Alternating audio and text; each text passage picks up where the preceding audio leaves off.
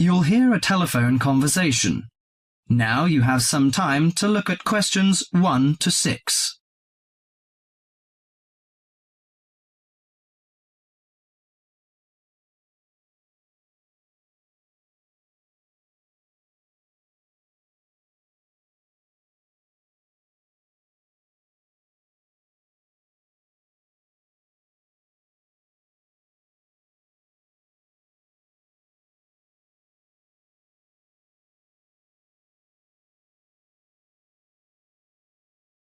Listen to the conversation and answer questions 1 to 6. Good morning, Country Comfort Albury. Oh, hi. I'd like some information, please. I'd like to find a double room to stay for the weekend. What kind of rooms do you have? Well, we provide a variety range of accommodation depending upon your likes. The guest house room costs $45 per night. It provides air conditioning and shower, and a waterfront room costs $80 per night. It has got its own balcony overlooking the foreshore of the lake. We've got a kid. How do you charge for children? Extra bedding is available if you require that. If the kid is aged 12 and below, the cost is $10 per night for the guest house room and $15 for the waterfront room. Do you have a swimming pool, tennis court, or something like that? Yes, we've got a swimming pool, which is free for all the guests. But the tennis court charges $8 each hour, including the rent of rackets. How about other facilities? We provide free off-street car parking and internet access. We also installed in-house movies, but that costs $4 per hour. Oh, we don't think we need that, because of the kid, you know. We don't want him to see movies on the weekend. Well, we also offer ironing equipment in the room. That's useful, I think.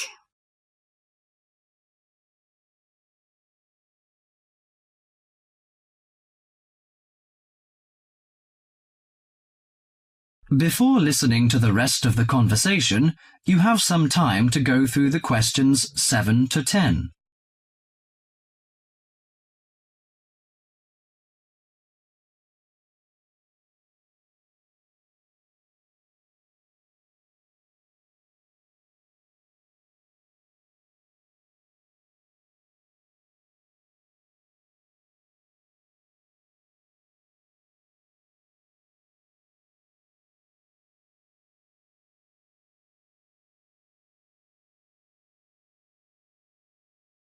Now listen to the last part of the conversation and answer questions 7 to 10.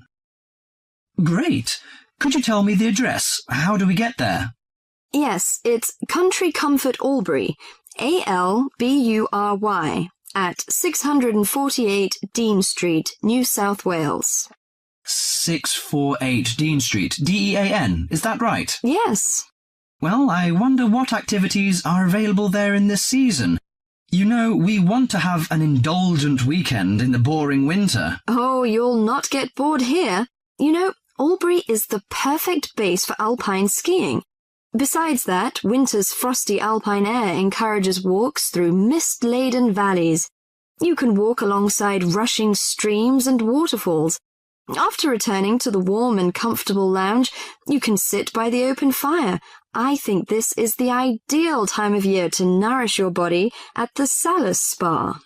The idea of skiing doesn't appeal to me very much, but it sounds good to have a relaxing walk through the valleys. Maybe after that, I'll have a massage and some soaking in the spa. And you know, this hotel is perfectly located in a quiet position off the main highway in central Albury. It's within walking distance of licensed clubs, restaurants, shops, and the central business district. It's known for its excellent cuisine and warm Australian hospitality. Good. It's a good idea to taste the tasty dishes in one of the restaurants. My wife may be interested in shopping. She's always keen on that. I think I'll contact you later. Thank you very much. That is the end of section 1.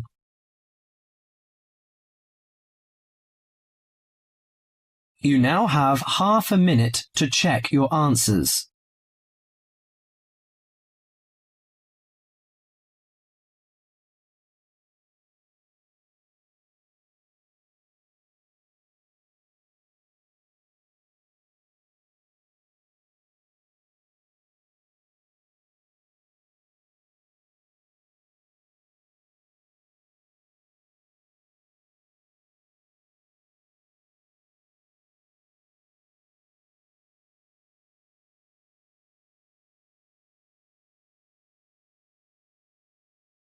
Section 2.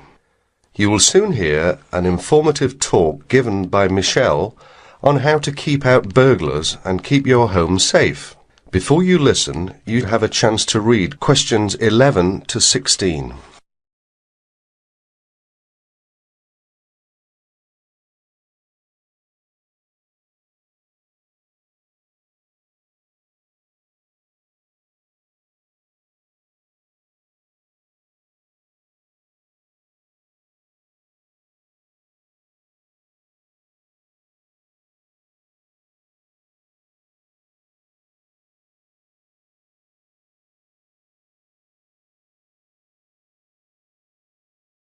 As you listen to the first part of the talk, answer questions 11 to 16. Keep 'em out.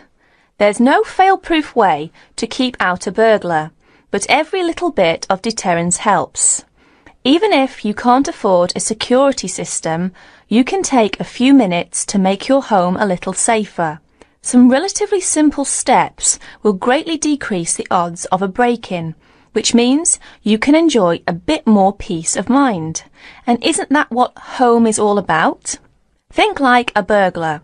If you were one, how would you get into your home?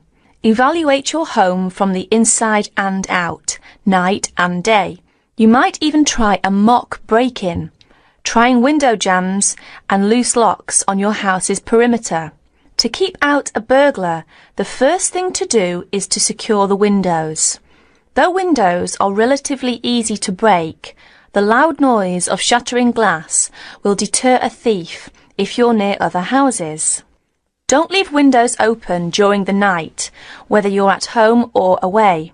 That's a common sense precaution, but a surprising number of people forget to do just that. Use a pick-proof locking device for your windows. Make sure the frames are solid. If you're beyond the earshot of your neighbours, they won't hear the glass breaking. Consider installing a plexiglass sheet for the more accessible windows. This will make entry through them more difficult. Your doors should also be secured. If you don't have a peephole, install one in the front door. If you have one, make sure that you and your family are in the habit of using it. Don't open the door to anyone you don't know, especially at night. If the peephole is out of reach of your children, keep a stepladder or stepping box by the door for them to use. If there's any glass within 2 feet of your front door lock, consider a locking device that would be out of reach if the glass is broken. Now, a few tips on how to protect your valuables. Don't leave your valuables, stereo, computer, jewellery, etc., where they can be seen from the window. If you don't want to hide everything from sight, consider blinds. Make a valuables inventory. Keep a record of your expensive and personally significant items, not just a listing, but a photographic or videotape record if possible. Store this inventory at another location. This is helpful for both the police and the insurance agency to identify the stolen goods. Use an engraving pen to mark these items with some kind of personal identifying information, such as your initials, in an inconspicuous place. This also helps record your possessions in case of any other mishap, such as fire or flood. Now look at questions 17 to 20.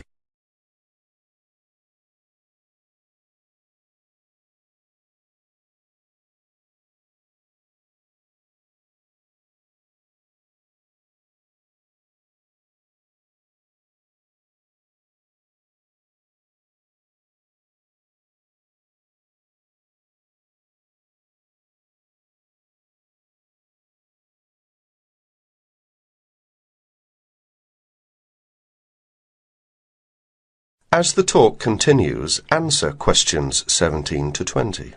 Don't stop your security awareness at the outside walls of your house. Your yard areas, if any, also deserve your attention. In general, don't leave anything around the yard that might help a burglar get into your house. Ladders, stackable boxes, or any garden tools should be put away, preferably in a locked cabinet. Install a light in your yard that is sensitive to movement. Place it high and out of reach. Trim hedges or bushes that are near doors or windows. These can be good hiding places. Don't place outdoor furniture tables nearby the house. These could become an easy stepladder to the roof. When you are on vacation, create the occupancy illusion. Maybe you laughed at your mother for leaving the lights on and the radio playing while she left for vacation, but she had the right idea. Those steps aren't quite enough, so try these strategies. Buy electronic timers that turn lights on and off at different times. Hook up a timer to your TV for a few hours each evening. Turn up the volume too. Not enough to annoy the neighbours, just enough that a lurker at the windowsill couldn't miss hearing it. Have your newspaper and mail delivery suspended. If you don't have time to do this, ask a neighbour to pick them up for you. Ask a neighbour to park in your driveway or parking place. Think about having someone house-sit your home. If it's a relative or friend, it may cost you no more than the contents of your refrigerator. You can also find professional house-sitters or house-sitting services that find someone to stay while you're away. Leave your shades as they are normally, or at least don't close up everyone. One sign of a vacant house is closed shades during the day. Lock your garage door with a padlock.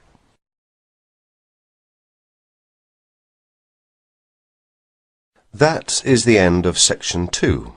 You will have half a minute to check your answers.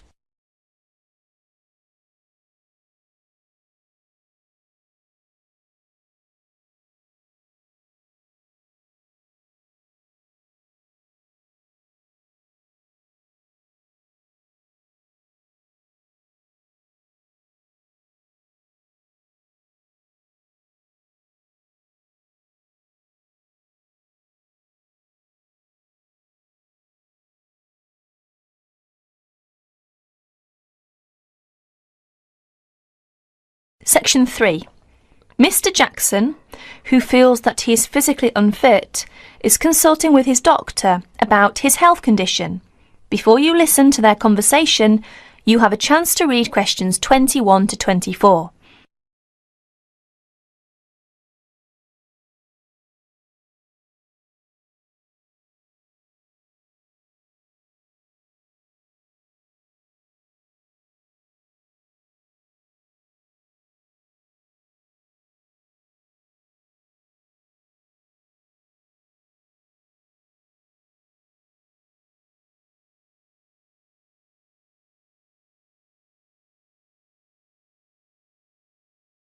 Now please listen to the recording and answer questions 21 to 24.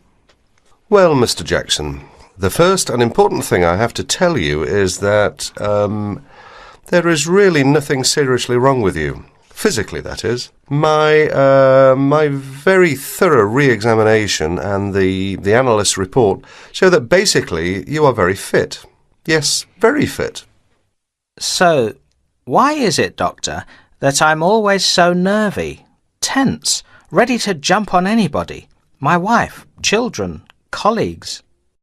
I think your condition has a lot to do with, shall we call it, way of life, habits? Way of life? Habits? Yes. Now tell me, Mr. Jackson, you smoke, don't you? Yes, I'm afraid I do, Doctor. And rather heavily, I imagine. Well, yes. I smoke, about 40, 50 a day, I suppose. You should do your best to stop, you know. Yes, I see. But, it won't be the first time. I've tried to give up smoking several times, but it's no good. You see, 50 a day is overdoing it, you must admit. You must cut down at least that. Ah, yes. I know that when you're feeling tense, you probably feel that a cigarette relaxes you. But in the long run, I do advise you to make a real effort to quit smoking. Of course, but, it's easy to say give it up or cut it down, but, oh, you know. Well, in my opinion, you have no choice. Either you make a real effort or there's no real chance of your feeling better. You see, well, obviously I could prescribe some kind of tranquilizer, but would that help? I'd prefer, and I'm quite sure you'll agree, I'd prefer to see you really back to normal, not just seemingly so. And that's my reason for asking you several more questions about your other habits. Right. Now you have a chance to read questions 25 to 30.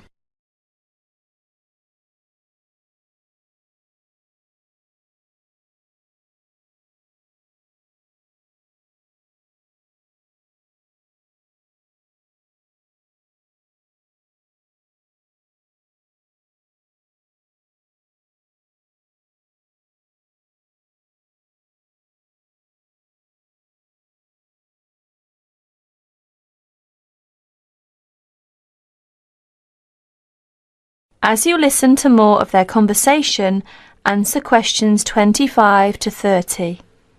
Your eating habits, for example. What do you eat normally, during a normal day? Yes, well, I'm a good eater. Yes, I'd say I'm a good eater. Now let's see. Up at 8 in the morning, and my wife has a good breakfast ready. A good breakfast. The usual. A cereal followed by bacon and eggs with fried bread and perhaps a tomato or two. Then toast and marmalade, all washed down with a couple of cups of tea. Yes, I really enjoy my breakfast. Yes, I can see you do, but I'd advise you to eat rather less. We'll come to that later. Go on. Then lunch. No, first brunch. A cup of coffee and a bun at 11. Lunch has to be quick, because there's so much to do in the office about that time, so I have a pint and a sandwich in the pub. All very hurried. Try to be in less of a hurry. But I make up for it in the evening. I get home at about 7. Dinner's around about 8. Yes, my wife's an excellent cook. Excellent. It's usually some meat dish, and we like spaghetti as a first course. Spaghetti, a meat dish, cheese, sweet. But then, at the end of the day, shall we say, then I begin to feel on edge again.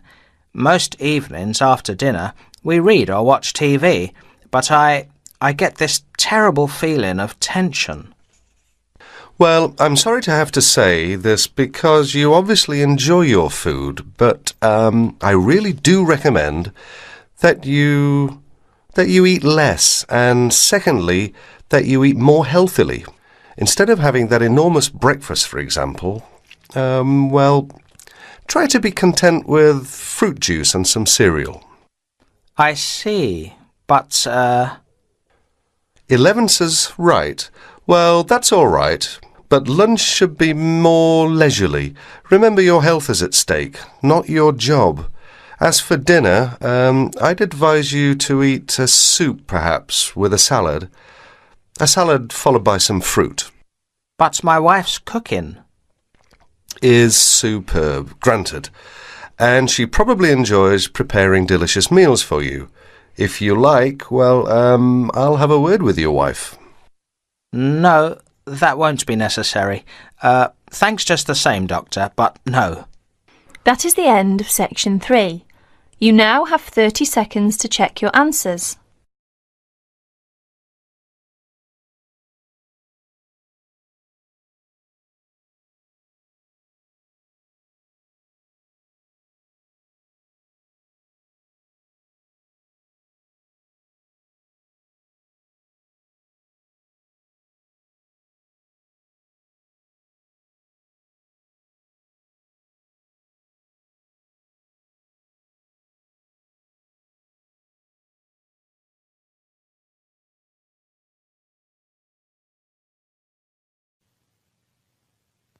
Now turn to section 4.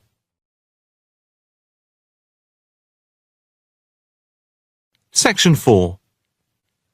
You will hear a talk on the effect of architecture on people's mood. First, you have some time to look at questions 31 to 40.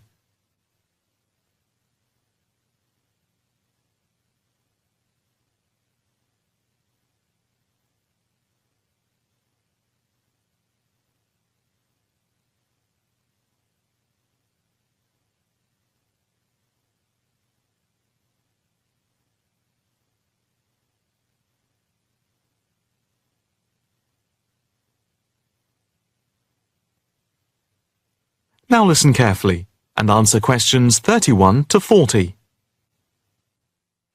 My group has been doing a project on the importance of architecture in people's lives and whether it has any impact on the lives of people in general.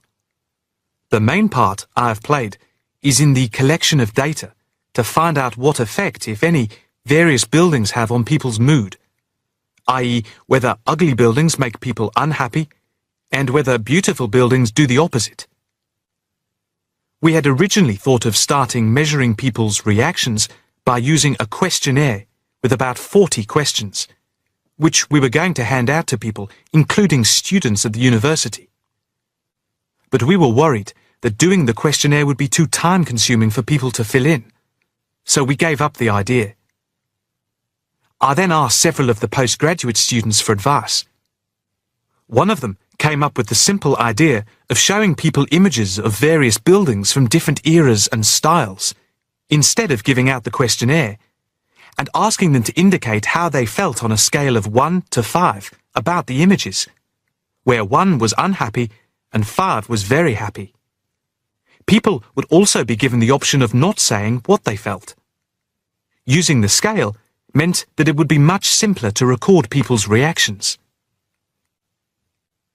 I decided to follow this advice, and so the first stage was to collect a large number of images. I used Google to print off colour images of views of houses and apartment blocks where people live, and different types of buildings where they work. I started with about 30 or 40, and then reduced them to 10 images. Media resources in the Amory building at the Judd Street branch of the university helped me produce the final images.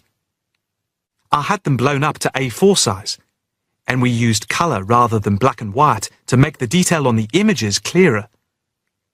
We made 5 sets of images, and for protection when handling, we pasted the images onto hard card. Then, using a machine to wrap them with plastic, we laminated the cards. 5 of us targeted different age groups. We went to a local school where we obtained permission to ask a group of teenagers between 11 and 18. We also asked a sample of the general public, including tourists from all over the world, as they exited the Tate Modern in London, what they thought. We aimed to ask people from different age groups, namely 20 to 40 and 50 and over. What our group learnt most from the project was first of all the value of teamwork. And secondly, we found that we had to appoint a leader to stop us pulling in different directions and falling apart. So this turned out to be an invaluable lesson for all of us. As to the findings, for us they proved intriguing. In the end, the sample consisted of 311 respondents. I thought initially that people wouldn't be interested in taking part. With the youngest age group, their reaction was very mixed. It was clear that the youngest group had no pattern of preference at all, as they frequently gave no reaction to the pictures. For the 20 to 40 age group, we found that they tended to score more in the middle range, around 3. We found that out of the 3 groups, the most likely to be favourably affected by the images, that is, they were more likely to score the images as 5, were those aged 50 and above. And nobody in this age group failed to say what their reaction was, which was unique for the 3 groups. In total, I have to say that about 71 people indicated that they had no reaction at all to an image. Our general conclusion is that we need to find out more about why people react as they do, by perhaps giving them a chance to give reasons for their decisions. I would like to finish there, and give my teammates a chance to add anything I've missed, or take any questions or suggestions.